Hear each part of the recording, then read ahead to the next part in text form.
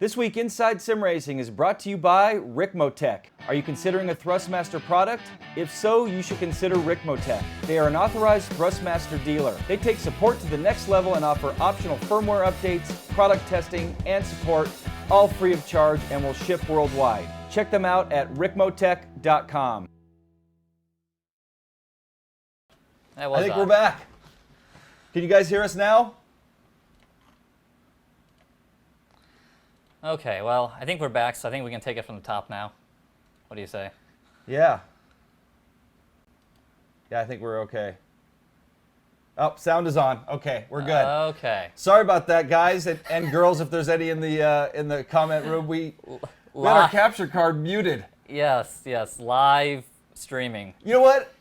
I thought to myself today, we have not had a major hiccup. No. And I shouldn't have thought. I even knocked wood. I guess it didn't work. We apologize. Honestly, don't know how that happened, but Yeah, I was about to scrap this show. yeah, We have a good one planned too. we do. So, going back from where I started while I was miming the intro, John Sable, Darin Ganji, welcome to This Week Inside Sim Racing, September 2nd, 2015 edition. Great show. Going to be talking Forza Motorsport 6 demo. We have the Logitech G920 in studio, so going to show you guys that for the first time. We have a new brake mod for the T500, so we're going to give that a look. Also going to show a bunch of videos celebrating rFactor's 10th anniversary. Yep. So hopefully that runs well, technically. It will. We've got through our major hiccup for the day. So then we're going to look at the Super V8 that Reiza Studios just came out with this week, driving on the modern Montreal. Then we're going to look at Road Redemption. Which, Yeah, I mentioned Road Rash last week. Uh-huh. And a few of you guys chimed in and said, oh, there's another one on Steam, a new one called Road Redemption. Mm-hmm. And one of you guys gifted it to me. We'll give you a shout out, and we'll talk about Road Redemption. We've got some footage of it, so we'll be checking that out too. Mm-hmm. And then lastly, we'll finish off some Q&A, which, speaking of which, let's start with something to begin with. Sounds good. First question comes from Guy Robson. And he says, hi there, guys. Someone new to the scene and buying their first wheel. What would be a better investment, the G29 or the T300 RS? And we'd like you guys in the chat room to chime in here and offer your opinion for Guy. Hopefully he's watching live.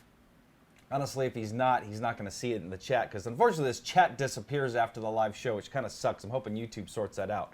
Anyway, that's a different subject. But anyway, saying bear in mind that the T300 is $250 dearer or more expensive in New Zealand, which that seems kind of odd. That is really odd. That's a big price difference. It is. And I tell you, that price difference definitely makes it a bit of a debate, I think.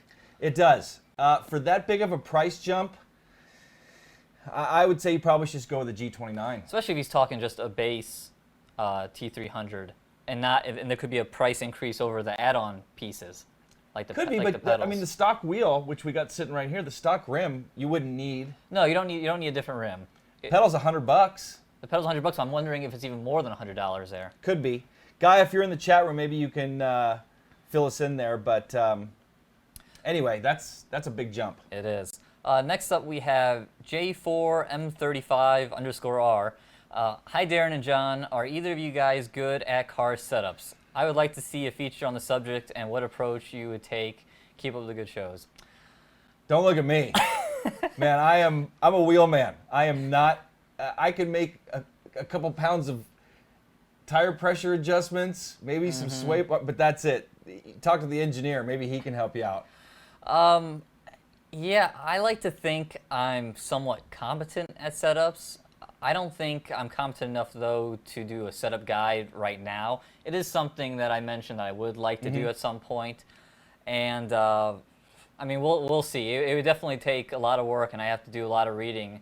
I mean, I always try myself, and honestly, what I'd like to do is go and find someone with a decent base setup and then tweak it from there. Yeah. That's easier for me, and tweak it from track to track. But maybe someday I'll put that engineering degree to use. You should. It can help both of us. Yeah. Maybe we can get some great setups going. Next question from Joel Branch. What's the cheapest PS3 wheel with clutch used or new? I don't mind. Joel, I'd recommend going to our forums, isrtv.com/forums, and go to our buy and sell section. It's very active. You probably have a good shot at finding something there.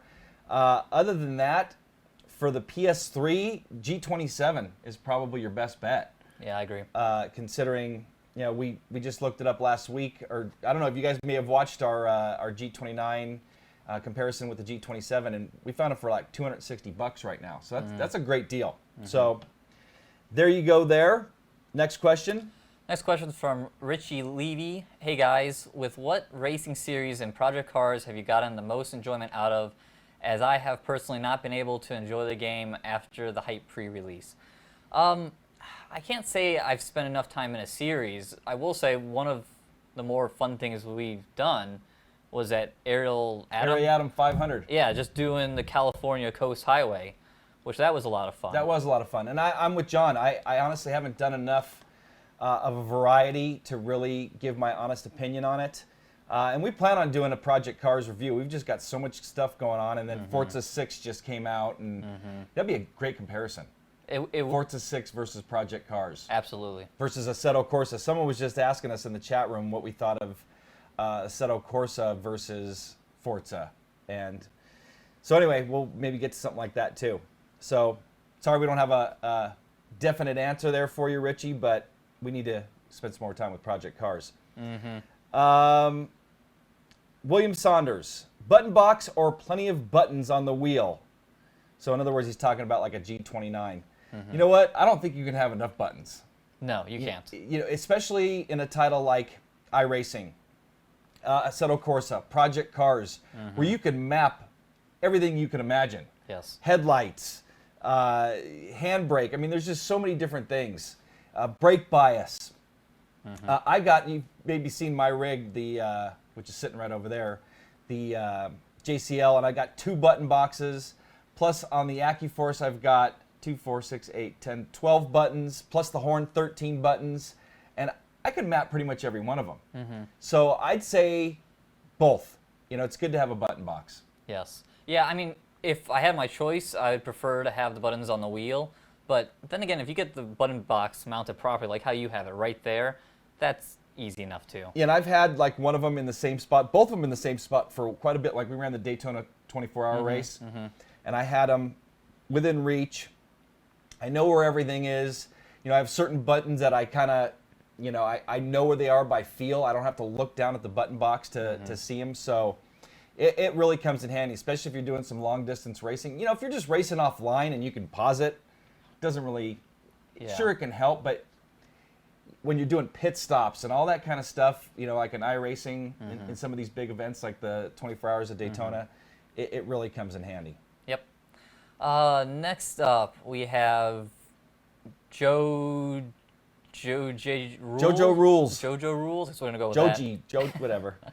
Next Level Racing Simulator Cockpit or GT Omega Pro? So you've got a chance to try both since you've been here. Which one would you prefer? I mean, I don't know. They're both pretty good setups. I like them both for different reasons. Yeah. I mean, I will. Yeah. I mean, they're really similar. If you're thinking about going with the Next Level of Motion platform, you might want to go that route. But the GT Omega Pro is a great chassis. It's really similar to what you have in your Obuto Ozone. So you can't go wrong with either one. I think they're both. And what's great about the Next Level as well is you can start with the wheel stand and build up from there. And get the seat and the monitor mount and the motion. So yeah, I think they're both great rigs. Kim Astor, who I saw in the chat room. How you doing, Kim? What could be the next evolution in sim racing hardware? Any prediction and or personal wish? There's so much stuff now. I mean, I'd really like to see an evolution of the Oculus Rift to where the resolution gets better. With direct drive wheels becoming more prevalent, I don't know. Who knows what's on the horizon? We have so many cool toys right now. It's hard to say, oh, I want this. I know in the short term, something that I've been excited on and working on getting here I know what you're going to say. is curved monitors. Yeah, I knew it. So right now, currently trying to source a few 35-inch curved ultra wides. Yeah, John got in touch with Ben Q this week. We saw somebody from Race Department was at Gamescom, and Ben Q had, I wish we had an image of it here to show you guys. Yeah. But 3 curved monitors, so triple curved monitors. So basically he had like 180 degrees of, his field of view. And it just looked really cool. It did. I talked to Bernie at Sim Experience about that, as a matter of fact. And I guess you need to have software that stretches the image to get that to work. So I guess it's similar to running like a projector. So that could be interesting. Need to get through these questions. You're up next, John. Oh, that's right. Let's see. Next up is... Who is next up? Is asking, I'd like to become I'd like to become an ISR sticker. You want to become an Inside Sim Racing sticker? I think that was lost in translation. I believe so. So this, you know what? We need to get those. We need to get a cafe press or something going, because we had 2 requests just in the chat today. So get some stickers, maybe some T-shirt. We'd love for you guys to have them and support us. Heck, I'd like to have a new Inside Sim Racing T-shirt or hat. By the way, go Dodgers.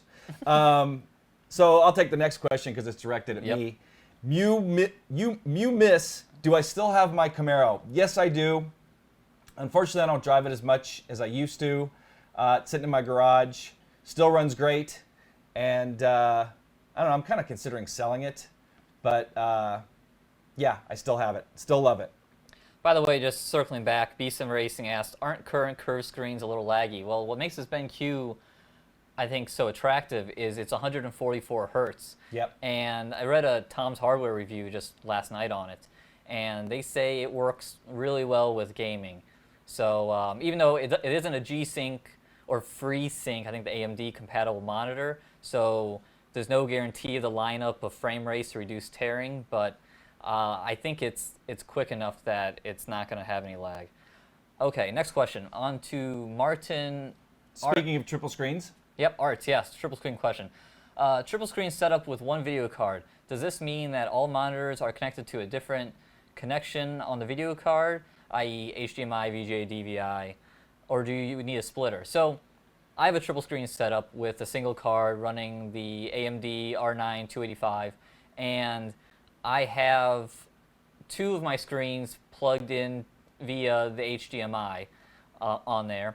And then I have 1 plugged into a display port. So all 3 monitors are going to the back of that single card.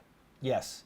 And now, if you want to run a faster refresh rate, I have an NVIDIA 780 Ti, GTX Ti, and I'm running 2 DVI cables, and then I'm running a DisplayPort to DVI adapter, which needs to be powered. It's not just a standard DisplayPort adapter. I had to pay like $100 for that adapter.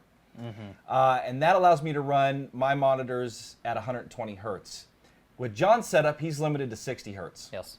And I'm not sure if that card, if you have the ports, does it have DVI ports or something that would allow you to go to 120 in triples? The DisplayPort will do it. The DisplayPort will do it, and then I have, I think, 2 HDMI ports and 2 DVI ports. Okay, so you could do the same thing I did.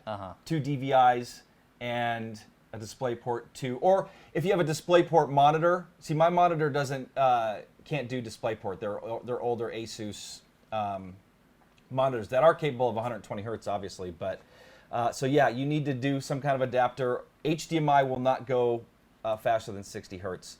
And let's wrap up these last 2 questions. Ricky Davies, how's it going, buddy?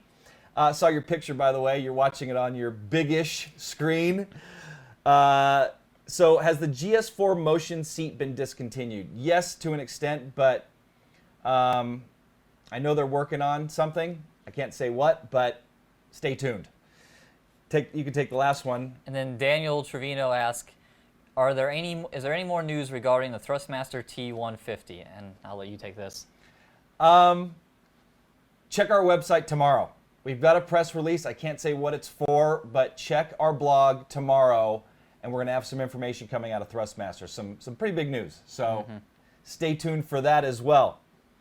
So, one more thing, and then we'll get to the news. Yep. Avenja, hey Avenja, how's it going, Richard? Was in the chat room and said he bought a Core FX. Which we reviewed, and we released that review last Friday. Yep. And he has now, Richard is like Mr. DIY. He has now taken the transducers out and is attaching it to his belts in his motion. You guys may remember Richard, we had his rig on the show two weeks ago. Yeah. As the rig of the week. But he's going to mount them to his seatbelt. So, Richard, we're really interested to see how that all comes out. So, Yeah. I thought that was pretty cool. That is. All right, let's get on to some news. Yeah, going to start off with Forza Motorsport 6 demo. And before we start showing some of our footage, we're going to show the trailer that came out yesterday because it's pretty spiffy. It is. Let's run it.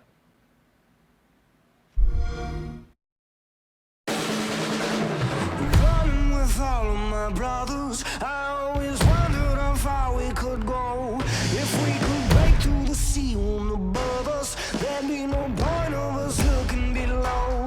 We could be free, we could be free. Finally, we could be free.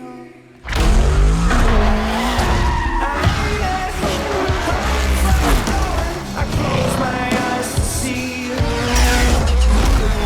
I'll take my coat and myself again. I said, king. I said, make myself a king. I said, make myself a king.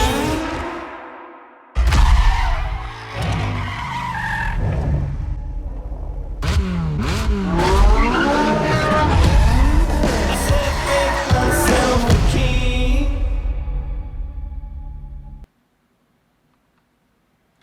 So, yeah, that is pretty spiffy. It is. Yeah, They make some cool trailers. they do. And I like that they use in-game footage. And, I mean, we can say that it looks just as good as that. Yeah, it does, for sure. So, we got to try the demo. You guys may have seen the video that we just posted yesterday. And, actually, let's not run this again. So, let's see what we got here. We got, this is our test drive from yesterday. Yep, this is you driving, and yeah, it was an interesting test drive in the terms that we didn't get everything fully set up correctly. Yeah, because the demo, it runs basically 3 races in a qualifying setup, and then it basically exits out and restarts and resets all of your settings, which kind of sucks. So we believe some of our dead zones were still set up Yeah. because that's a default. So we were kind of struggling getting this VW around Lime Rock, and we weren't before we filmed this. No, before we filmed this, I mean, we both won races in Pro AI, and in the video we ran Unbeatable, which, I mean, is seriously unbeatable. I mean, I know I was definitely struggling with our pedals and wheels and everything not set up properly, but I was also struggling because I was driving a bit over my head trying to keep up with them. So, Yeah, Unbeatable is tough. yeah, I'm kind of wondering, can anyone really legitimately race that and have a good time? In Forza 5, I was able to beat, I think I was telling you, like 10-20% of the time if I really practiced, maybe had a good setup for that particular car, I was able to beat the AI or the driver tars on Unbeatable. But it's that AI is tough. Yes. So we also did some more driving, or I should say, I did some more driving today, and we got to I got to drive. There was another mode that was basically turn it on here for you guys. That was Rivals mode, and here you're seeing the talk about a handful Corvette Z06 at Sebring in the rain, and all assists off. Actually, I think I had ABS on just to give me a little Just bit to of give you a bird's chance. man. And you see the rival taking off there. Actually caught the guy right here at the beginning. I ended up hitting a puddle and going into the wall. Boom, right there. But man, I gotta say that these rain effects in Forza 6 are some of the best I have ever seen. Yes. Just how the water beads off the windshield and the side of the side windows, and then the puddling. The puddles are definitely my favorite part. I mean, you hit those things and the steering wheel gets pulled out of your hands like you're hydroplaning a real car. It's really neat. Speaking of which, let's talk about force feedback. What'd you think? Overall, I thought the force feedback was pretty good. I mean, we hooked it up with the Thrustmaster TX, and right off the bat, everything felt pretty good. Yeah, it did. And I think it varies a little bit per car because different cars are going to feel from the VW to this Corvette. Like going over the rumble strips, you got a lot of feel. Going over those puddles, the wheel like is pulling out of your hands. Yes. So definitely, like right there, I just went over a big puddle. Definitely a lot stronger than Forza Motorsport 5. Forza Horizon 2's force feedback was pretty damn good though too. But I'd say they definitely stepped it up. 540 degrees of rotation, which was the default. That's what we've been running. And Forza Motorsport 5, if you didn't lower the degrees of rotation to under 400, like if you ran at 900, there was it's almost like the force feedback dead zone on a G27. Okay. There was just this force feedback dead zone. In some cars it worked fine, like if you're driving like an old 57 Bel Air or something like that, it was fine. But I haven't tried above 540. We got to try that. But so far, to me, it feels a lot better. Yes. I think we're talking about slip angle in that test drive video. I think the slip angle is a little too abrupt. Yeah. It's almost like you drop. Slides. It does feel really good when you're planted, but yeah, once it starts to slide, it at least in the Golf being all-wheel drive, I don't know, it would kind of slide and it was hard to catch. Well, you know what else too we got to try is take a car like that and put slicks. We can put racing slicks on those cars. Yeah. So we're running just stock street tires, and that should make a big difference. But it's going to be interesting to see what it's going to be like when we modify a particular car. We've got the full versions here in-house. We can't show you any footage of it yet. And Friday morning, our time, 9 a.m. our time, we are going to do a first 2 hours of the career mode live. So we're going to do a full live show. And we're also going to put out 4 driving videos that we've been working on. We were allowed to drive at Spa night, Sebring in the rain, and Rio daytime. Which I don't even know if there's a night version of that. Any car we want. And we're allowed to do direct capture of those. So I've already done, I did Ferrari, what was it, the 360 Challenge Stradale at Spa night. Man, that thing was a handful. And so we got that coming up Friday morning. So we'll have 4 videos that we're going to post at that time, and then we're going to go live at the same time. Yes. Hopefully about that time. Yeah, Friday is going to be Forza 6 day. This is Forza 6 week. It is. Next 2 weeks, because then we can do a review by next Tuesday. So hopefully you guys enjoy all our Forza 6 coverage, and we've been enjoying bringing it to you. Yep. So next up, we're going to talk about a brake mod that we have here in studio for the T500, and I'll go ahead and pull up some images of that. And it's called the brake mod, and pretty much it's a conical brake mod for T500, which is kind of similar to what currently is on the T300. Correct. Yeah, and the original T500 came with the brake mod you're seeing right now, and I've got it in my hand, so when we come back on camera, I'll show it to you. I'm holding it. But that brake mod just was not that great. We called it scratchy because the spring just kind of has a rough edge to it. And So like right here when it's pushing up against the back of the brake pedal, it's just rough. You never tried it, but so anyway, I'd like to thank Jean-Francois Champagne for sending it to us. This is his brake mod, and this is the conical brake mod that comes in the T3PA and the T3PA Pro. I'll give you a little bit more of a close-up here. Actually, we had some images of it there too, but so it's definitely a difference, and it basically attaches. This is where this brake mod went, but basically it just screws right in here, just like the conical brake mod, and it gives you some progressive brake feel. Yeah. Which we haven't tried yet. It looks, we got to give it a try, see what it's like. And I'm thinking it's going to be a little softer than the conical brake mod that comes with the T3PA. If you're interested in checking one out, go to thebrakemod.com, and they are available, and he's in Canada, for 20 Canadian dollars. These prices include shipping. 25 Canadian dollars, and so if you convert that to US, I think it's about 20 bucks here in the US, and 30 CAD for international shipping, international including shipping. So it's affordable, and I'd say it's worth it, especially if it performs as good as this, which I can't see why it wouldn't. Yeah, I mean, it's very similar. Like you said, it's not quite as large of a diameter, so it probably does give a little bit more. Yeah. Which I don't think is a bad thing, because I even talked about when we were doing the review for the Logitech G920 last week. I would like for the T300 stop to be a little softer myself. I would prefer it to be a little softer. So I'm sure there's plenty of people out there who would want this even harder. It seems like when it comes to brakes, everybody likes it. It's just like force feedback. Everybody likes something different, it seems. Okay, so that's going to wrap up the brake mod. And again, thank you, Jean-Francois Champagne. Here's a little instruction sheet that comes with it. But yeah, if you have a set of T500 stock pedals and you haven't modified them yet, I would say it's worth it.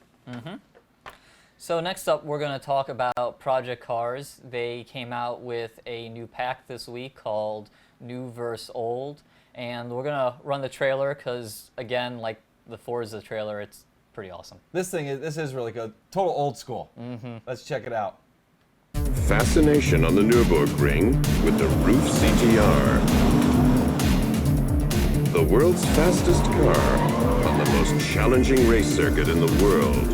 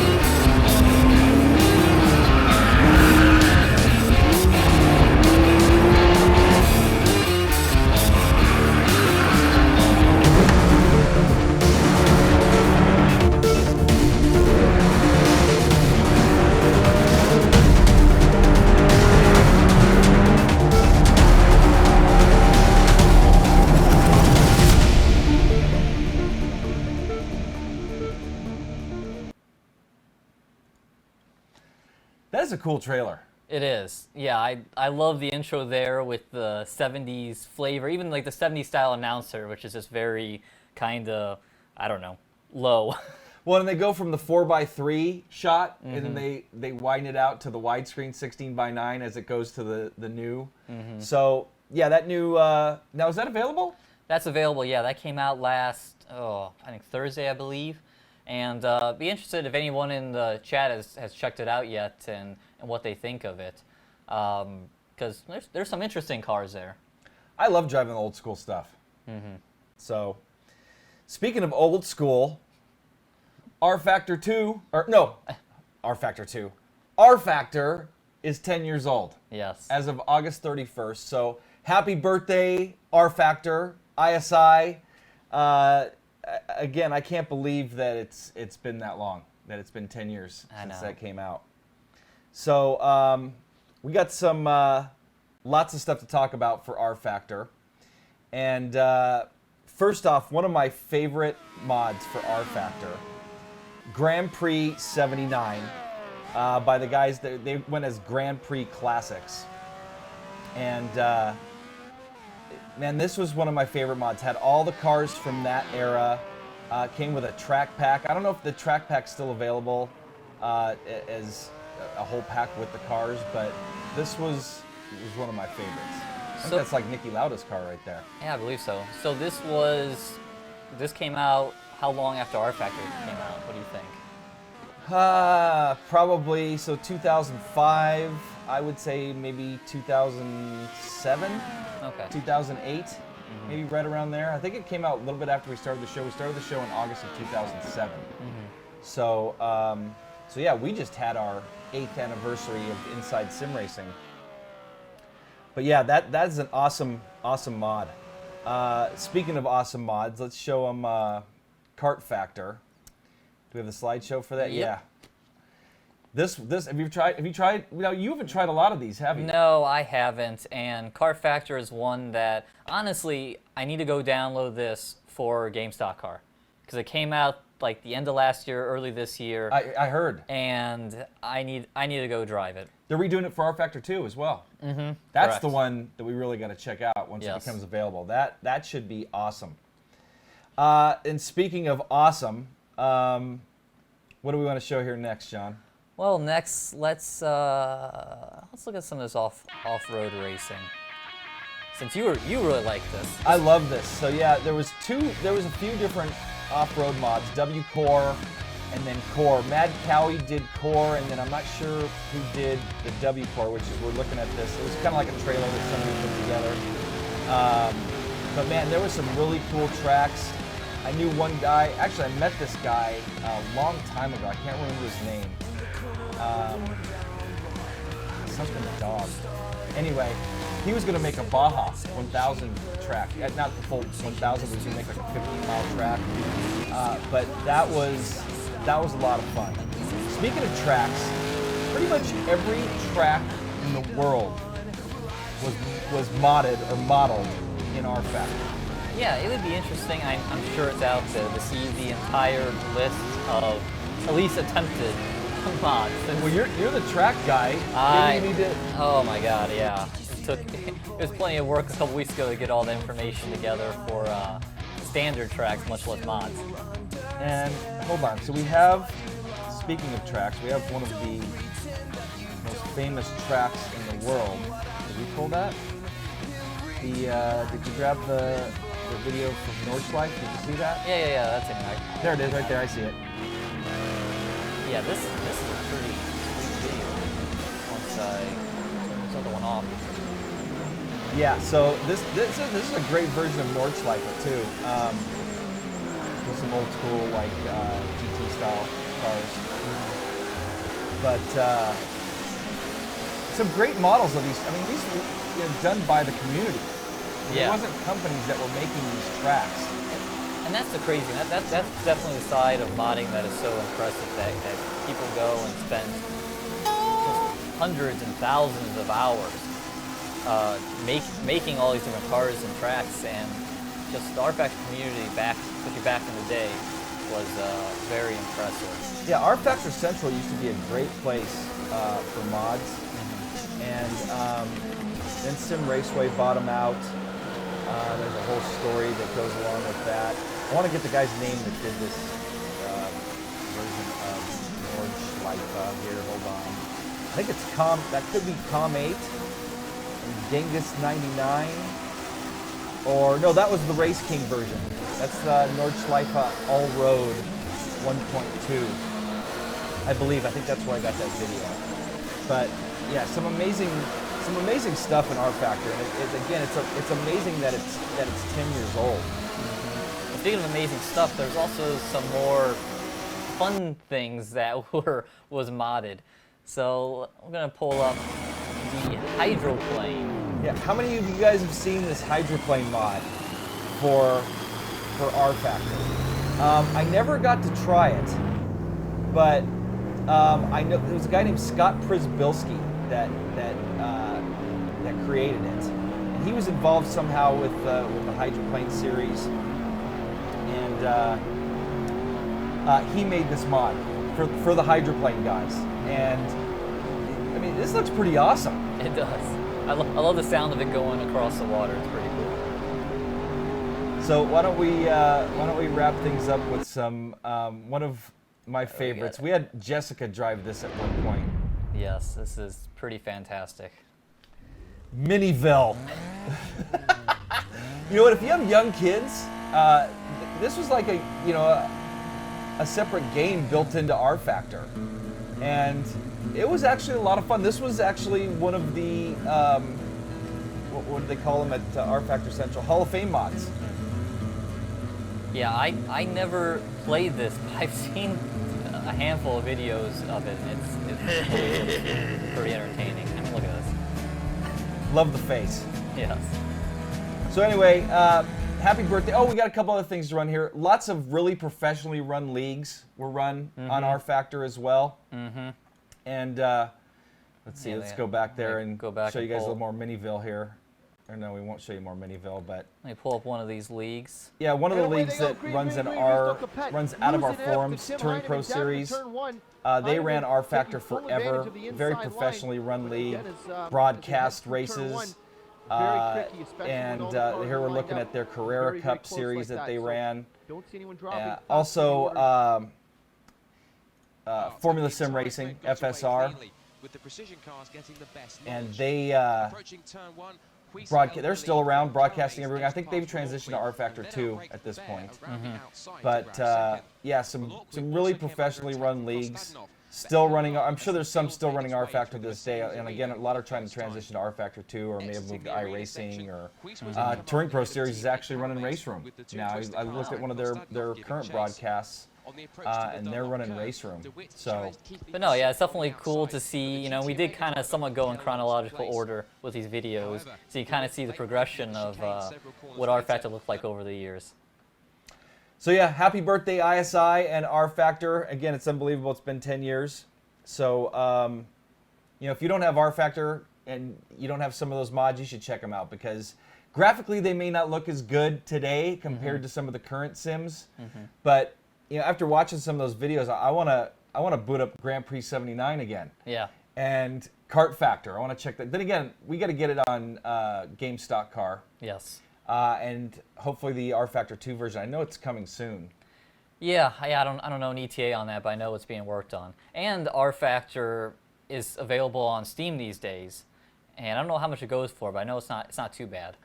The other thing too is the guys at ISI have created a new modding tool. We talked about it in our first show, JJed or GJed, something like that, where it's supposed to be a lot easier to convert older mods over to rFactor 2. So yeah, it'd be great to see some of those older mods. I'd love to see Miniville over on rFactor 2. A Miniville with some updated graphics, and that'd be fantastic. That'd be sweet. Even some real road. Why not? Yeah, why not? So next up, we're going to talk about Reiza Studios and the Super V8 that was released earlier this week. And there you see an image of it, and it's a Super V8, not a Holden Commodore Supercars V8. So definitely... Well, So it's not a real one. it is, but it isn't. Well, and now you drove this today, Yes. and this, it's called Modern Montreal, and I don't think this is licensed either. No. But so we got John driving the Super V8 at Montreal, so, and I drove it briefly today too. What did you think of it? I really liked it. It felt really good. I think it was pretty comparable to the iRacing V8 and maybe even a little less slip and sliding around on some of those slow speed corners, which clearly there's plenty at Montreal. So no, I really enjoyed it. The track looks great. I mean, you know, we talk all the time about laser scan versus non-laser scan, and this one, I'm pretty certain this is not a laser scam. It's fooling me. Yeah, and the force feedback feels really good going with the rumble strips, just general road feel. And like you said, it's a handful, but it's easier to handle than, say, like the iRacing, which is a friggin' handful. It is. I mean, you just have to respect it. I mean, it takes a country mile to stop going in the corners. You warned me. I think it was coming into this. It was going into the last corner with the Wall of Champions. I was like, you got to break that first brake marker. You'll never stop. Yeah, otherwise I would have overran it. Yeah, so you got to brake early, and you got to be cautious with the gas pedal. But I mean, overall, as long as you're not driving over your head, it feels great and it does what you want it to. So I'm really looking forward to this. I definitely want to spend more time with it. I really want to go and jump online and try to do some online racing with this car because I think that could be pretty good. Yeah, finding a quality lead or something like that's pretty much the only way to go. Like just jumping into an open server. Yeah. You might not find the best racing, but yeah, I would love to do that as well. Somebody, Leonardo Ratafia, asked, what happened to all the money they raised? Wasn't some for the new cars? Yeah, so this was part of the sim racing bonanza, correct? Yeah, this is kind of phase one of many phases from the sim racing bonanza where they raised all that money via Indiegogo. And so yeah, they got V8 out, Montreal out. Coming up will be tire spotting. So that's not, that wasn't included in the V8. Correct, yeah, right. This was just a straight content release, new car, new track, but some features that will be coming to Game Stock Car will be flat spots, I think some rubber buildup. They also made an announcement that they recently have an agreement with ISI to get some of the features from rFactor 2. Interesting. So it sounds like some of that real road and some of those type rFactor 2 type features are coming to Game Stock Car, which is an rFactor 1 based engine. Yes. You know, I'm really curious. They had this deal where they were supposed to come out with some Ayrton Senna title. Yeah, I think that's just kind of gone to the wayside. It seems like it. They announced that, man, it was a while back, over a year, maybe 2 years ago. Yeah, probably about more like 2 years ago. But no, they definitely have some cool things coming. I'm really excited about, they're coming out with the trophy trucks, I believe it's called. Pretty much the trucks that race in the dirt and take big jumps. That's going to be awesome. That's going to be awesome. So like we were just talking about the off-road trucks. Mm-hmm. Yeah, it'd be great to see somebody really focus on something like that for rFactor 2 or Game Stock Car, because I had a blast running those trucks in rFactor 1. Mm-hmm. That'd be another. We need to get rFactor loaded on one of our machines just so we can go, and reminisce. Mm-hmm. Maybe do like test drives, go old school on some test drives. Mm-hmm. Speaking of old school on some test drives, I got to get this guy to try Richard Burns Rally. And we're going off subject here, but that's a classic, and I definitely want you to try that out. Mm-hmm. So we have a few more subjects to talk about. Really, one more subject. Anything else on Reiza before we move on? But if you had any questions for us and we didn't get to them, we're about to talk about Road Redemption, and as that winds down, post your questions in our chat, and we'll get to them. At the end of the show here. Mm-hmm.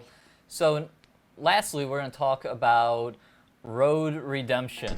And you got a chance to try that out this week. And I did. I tried it out today, as a matter of fact. And I'd like to thank Chris Clark, viewer here of the show, for hooking me up with this. He got in touch with me and said, a few of you guys last week hit us up and said, hey, check out Road Redemption. It's on Steam, and it's in early access. I think this was, I don't know if it was just available in June at the beginning. It said June 2015. But very much like Road Rash. Here I hit a diesel truck there. And pretty violent, as a matter of fact. And needless to say, this isn't a sim. This is definitely a diversion title. But I like that diversion title. You know what? You were probably laughing at me while I was playing this. I heard some chuckles out of you seeing some of the stuff that was going on while I was trying this. But anyway, Chris had hit me up to thank me for everything that we've done over the years in sim racing. He said, "Hey, I'm gonna gift you a copy of this." So, Chris, thanks so much for the gift. Very much appreciated. And again, I tried it out today, and it was definitely interesting. Mm-hmm. So I think it's going for like $25. Okay. So if you want a good diversion title, definitely check it out. I'd say it's worth, if you want to get some aggression out, Yeah. check out Road Redemption. So let's move on to some questions.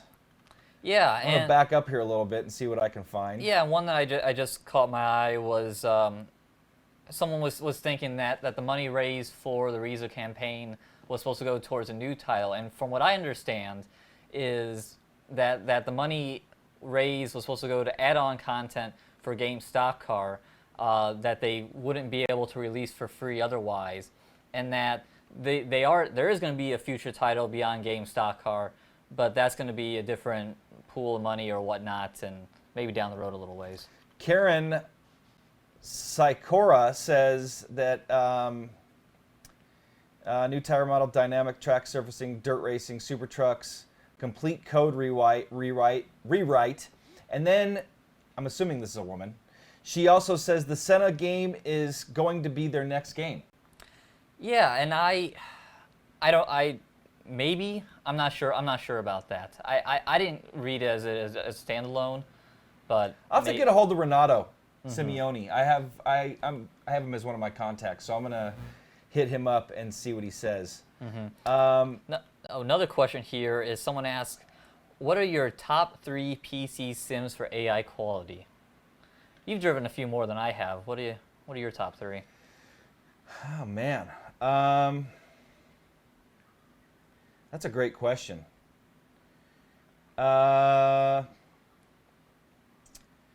don't know. I'd have to really sit down and NASCAR 2003 probably ranks up there. That's certainly on my list. We were also talking about how good rFactor was at times. Whoever did the mod coded. Oh, I'm sorry, we were talking about multiplayer. That's what I was thinking. rFactor multiplayer, their multiplayer code is awesome. AI was garbage for the most part, unless somebody really took the time to code it. Game Stock Car has some pretty good AI. It does. Dirt Rally. Dirt Rally does have pretty good AI. With the new Rallycross mode, we noticed that their AI is pretty solid. Yeah. And I would say even F1 2015's AI has stepped it up a little bit. Has it? Yeah, it's pretty dang good. I'm trying to remember, and I don't know, this is just rose-tinted glasses, but I thought GTR 2 wasn't bad. But it's been a long time. Honestly, I have to go back and try it again. Yeah, it's been so long. I could drive it now, and maybe I'll think it's terrible. I remember it being pretty good. But good AI is definitely, we've talked about, the hardest thing probably to get right in sim racing. It is. It's got to be. One of the things I joke about when I'm reviewing titles, would you want to drive in a car that a robot or AI was driving with you in the passenger seat? I mean, that has got to be in all of gaming. AI in general, you know, for first-person shooters, road redemption. Yeah. AI's got to be one of the toughest things to code because you're basically you need it to react based on what you're doing. That's why I think to some degree a lot of just the game industry in general, partially why maybe they've gone a little more towards multiplayer, because I think it's just easier. Kind of like the route that Forza 6 has gone with their driver tar. Yeah, exactly. It's taking data from humans. Exactly. And a little bit of experience we got with that was AI is okay. It wasn't as good. I ran one of my test drives of the full version and checked off there's a box you can check for aggression. Yeah. So they're not so aggressive, and I turned that off and they were definitely more aggressive. Were they? Here's a question from David B. Changing subjects here. Have you played next car game Wreckfest? I like the game, but it has no SimVibe support. I would love to see SimVibe support for something like that. As a matter of fact, I got 2 codes for Wreckfest, and we're going to need to give that a try. Yeah, I've never driven that. Yeah. As a matter of fact, I just got them. Actually, I got, that and Beam NG. If any of you guys out there tried Beam NG, like it's got this amazing damage model. I showed you some guy driving it off a cliff. Yep. And the car just disintegrated practically. Here's a quick question I'm going to answer to. Crash Ziam, how often do you guys broadcast live? We're doing this broadcast every week, same time on Wednesday, and this is our 4th one in a row. And we've hit the same exact time, and we plan to continue this unless we're out of town or something comes up. But This is our live show time, and then the show's on, up for demand. We're going to hope to cut that section of the beginning of this show that was that you guys didn't hear sound for a little bit. Yes. Someone asked, Conman Gaming asked, what's your opinion on professional racing in GT6? And I'm not quite sure if that's... I assume that's regarding GT Academy. I would assume so, which I think is one of the best things out there. I think it's cool. I think it's great that Nissan and Polyphony have put resources towards doing that, because there's been some guys that have come out of there and been very successful. Yeah, they're good. I guess something happened at Le Mans this last year. Did you hear about that? No. I think it was one of our live shows. We mentioned the guy that won the Aussie guy that won. He said something happened with the guys in the Nissan prototype, I think it was.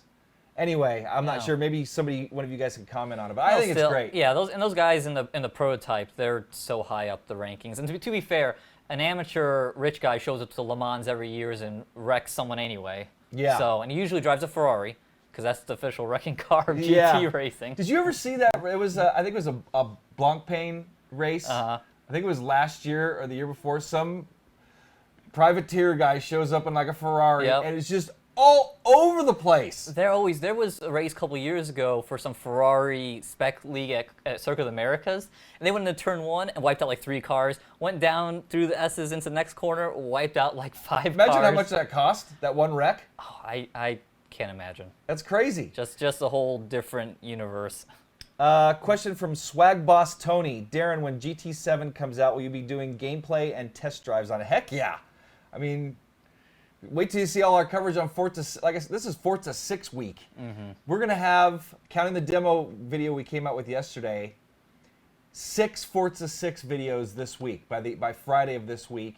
And then we're probably going to do like a in-depth first look that we're going to air next Tuesday.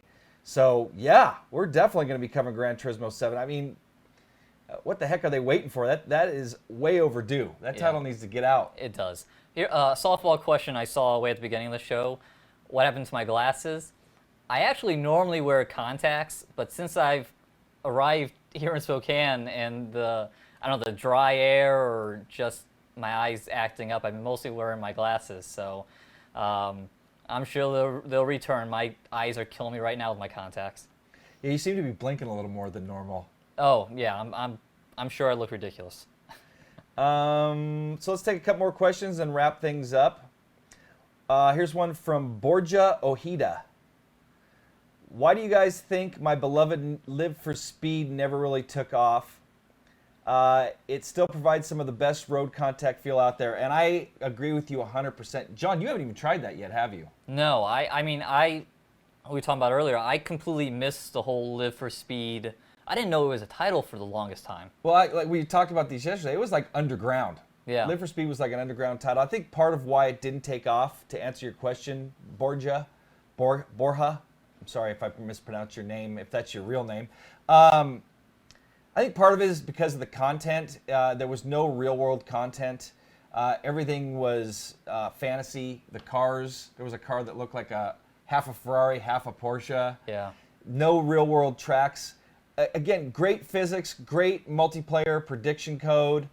They had some great features to where, so like, in iRacing, you use trading paints to get people's skins. That was built into Live for Speed. So if you logged into a server and you didn't have the skins, like the custom skins from people, it would automatically, I think, and you could do a checkbox to turn them on or off. You automatically get the skins for every car. Gotcha. And then they just, they're coming out with these itsy bitsy patches. Like they have Oculus Rift compatibility recently, but they promised content at the end of 2008, a laser scanned, what was the track? In the UK, can't think of it. But that and the VW Scirocco never saw the light of day. Yeah. And I think they started doing some stuff for maybe some racing teams or very small development teams. Scowen Roberts, Eric was another one of the guys. I think he did the sounds and stuff, but that was a really small team. And Yeah, that Nicholas said that was a good question. That was a great question, actually. And I'd like to see it come back. I mean, I'd like to see it become a contender, but it's so dated now graphically. Physics-wise, it would still stand up to everybody. And supposedly, Scotland's been working on the tire model. And they're just so small. I mean, they're just, they're getting kind of lost in the shuffle. Yeah, I don't know how you can come back at this point. One question someone asked, what are we looking forward to most in Forza 6? I'm looking forward most to that league racing element that they have online, where essentially it's kind of like an iRacing style system that grades you on how well you finish and how clean you race. And my hope is that that's going to make the racing much better. We forgot something. As Darin reminds me that we totally forgot something. Yeah, we forgot to pull this G2. I knew, I'm looking through the our notes for today, and I'm thinking, what did we forget? We forgot to bring out the G920. So we just got this today, the G920 for the Xbox One and the PC. And we just also came out with our G29 review that, and I mentioned this in the review, the community's pretty upset with what Logitech did on the G29 because basically it's just a rebranded, rebuttoned G27 with PS4 compatibility and a brake mod. Well, on the Xbox One, that's a different story. It is. Logitech has never been on the Xbox. So for them to come out with this wheel, which, based on what I understand, the technology from the G29 or the G27 would not have worked on the Xbox. Sure, there's adapters that you can use. I think they're crap, to be honest. I mean, they work, but you're not getting true force feedback, just some rumble effects, and you can turn and you can brake and you can even shift. That's just really button presses if you think about it. Yeah. So we're going to be doing a first look at this and a review coming soon. But I think this is, a viable option on the Xbox One going up against the Thrustmaster TX, and we were talking about it today. We should do a Thrustmaster TX versus G920 comparison. Absolutely. What do you guys think? Should we do that? I pronounced it Borja. Is it Borja? It's probably Borja. It's Spanish. My wife is from, she's half Mexican, half Spanish. And she speaks fluent Spanish, so I understand a few words and I can say a few words myself. BSIM, I still can't believe after all this time they came out with remakes. It's a chance missed. Yeah, I believe. I agree. I believe I was saying what you just said there, Wim. But yeah, so anything else about the G920? No, I mean, I'm really looking forward to it. And like you said, I think, at least in terms of Logitech, I think this has a bit of a better competitive angle coming into the market on the Xbox versus the PlayStation, where the market is saturated with a lot of G27s and whatnot. Yeah, and we can't say, like we did in our review, if you only want to race on the PC and the PS3, get a G27. There is no other Logitech G wheel that worked on the Xbox 360. Well, the PC, yeah, but that doesn't really count. But so yeah, I'm looking forward to reviewing this, and we're also going to do a buyer's guide for the Xbox One, where we talk about this wheel. We're going to be getting a Fanatic Club Sport V2, which that goes on the higher end of the spectrum as far as price point goes. Yes.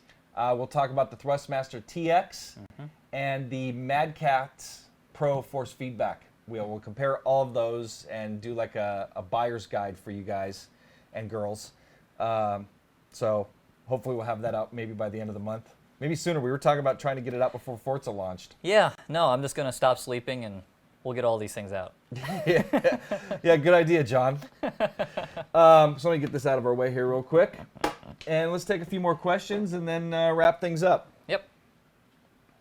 Someone asked that they're starting off in iRacing, what would be some tips you would give them? And I think the biggest thing I would keep in mind is just try to finish races and be clean.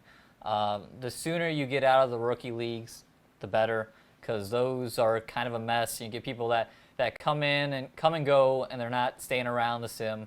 So just work on getting that safety rating up, run clean races, go qualify before you run a race. Well, another thing too, I came out with a getting started in iRacing guide, and if you search our channel, just type in getting started in iRacing. If I could throw up a link here, I would for you guys, but it's a 2-part series.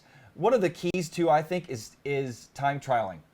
You can time trial your way out of rookie if you want to bypass that racing and salvage your safety rating. Sure.